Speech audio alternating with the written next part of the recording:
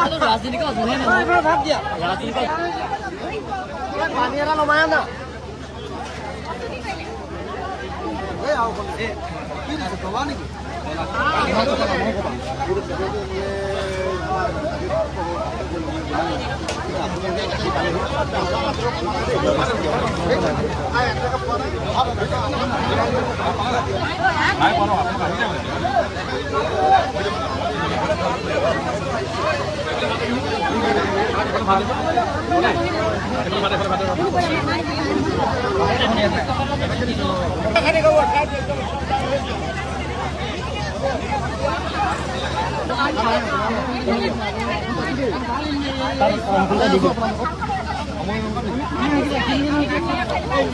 ডিছখন ফটা আছে ডাবলকে দিয়ক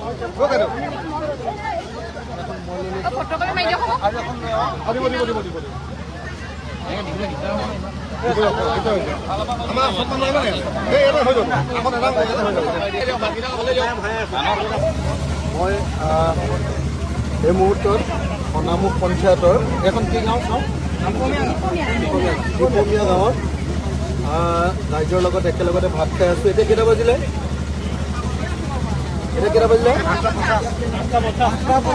প্ৰায় 9টা বাজু হৈছে 8:50 আৰু এই ভাত সাজ দিছে আমাৰ জাজিৰ বৃন্দাবন যিখন ধাবা সেই বৃন্দাবন ধাবাৰ মালিক আৰু মোৰ ভাইটো তেখেতে আজি ৰাইজৰ কাৰণে তেওঁলোকৰ পৰিয়াল আৰু তেওঁলোকৰ ওচৰৰ মানুহে সহযোগ কৰি দিছে।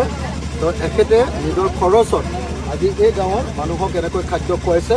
আৰু যিহেতু ময়ো ইয়াতে কেম্পে ঘূৰি আছিলোঁ, বানপানী এলেকাত ঘূৰি আছিলোঁ, আহি পাই খাই থাকোঁতে পালোহি, গতিকে মই ভাত খাই লৈছোঁ। বহুত ভোক লাগি আছে।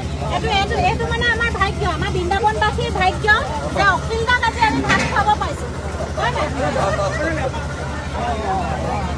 এই মানুহজনে এতিয়া এইকেইদিন কিমান কষ্ট কৰি আছে আমি দেখি আছোঁ, চবেই দেখি আছে হয় নাই?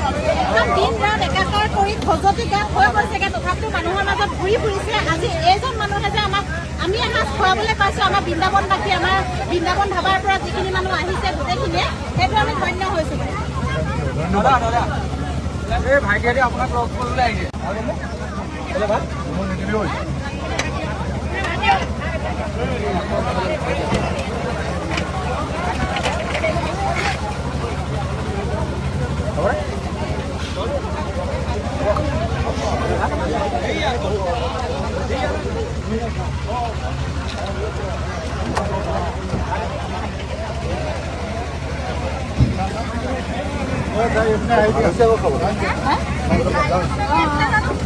আমাৰ সেই তাৰ পৰা যিকেইটা খানা আহিছে এইকেইদিন চবেই কৈছে মানে এনেকুৱা খানা আচাৰ চালাড চব আহিছে, এনেকুৱা খানা কোনেও খাবলৈ পোৱাই আহিছে।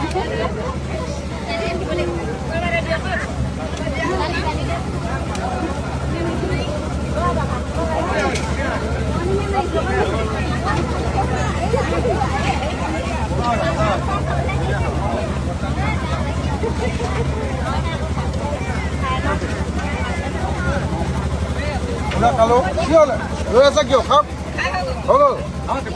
দালি লাগিব এইফালে।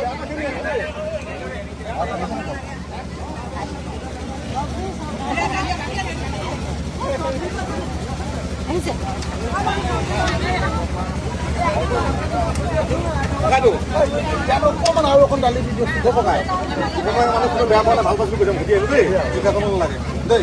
মই আকৌ 10 বছৰ মূৰত হ'ব পাৰিম দেই। খালো পেট ভৰাই খাইছোঁ।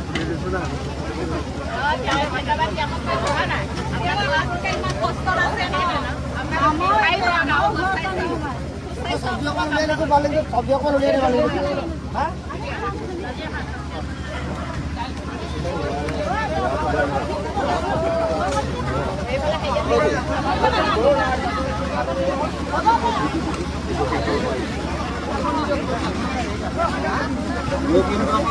লুটাই নিলে